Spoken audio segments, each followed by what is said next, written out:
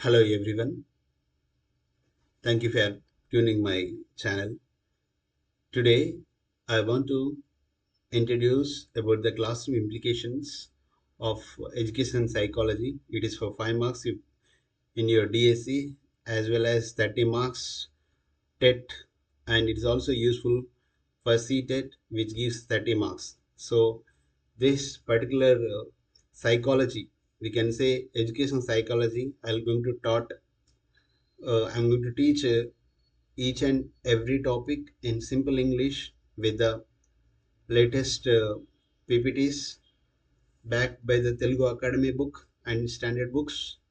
Okay, here as per the AP DSC concern, this education psychology divided into three ways: individual differences, learning, personality.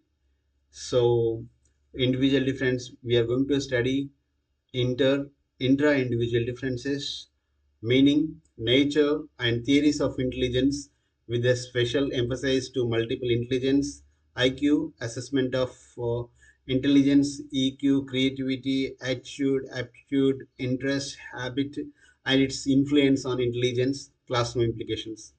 So second one is learning theories, approaches of learning, learning curves, factors, phrases, dimensions of learning, types of learning, transfer of learning, memory, forgetting, learning, and assessment, classroom implications.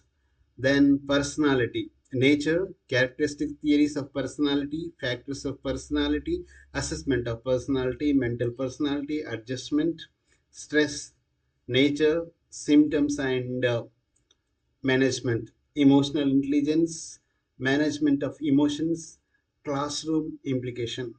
So within 2 days, I am going to present you all the topics. I request you go through the my channel, and whenever you require, you take. I'm going to teach very slowly and with beautiful PPTs with consist of real information. You can take the screenshot. If you want, I can also send the PDF. Thank you for watching this channel.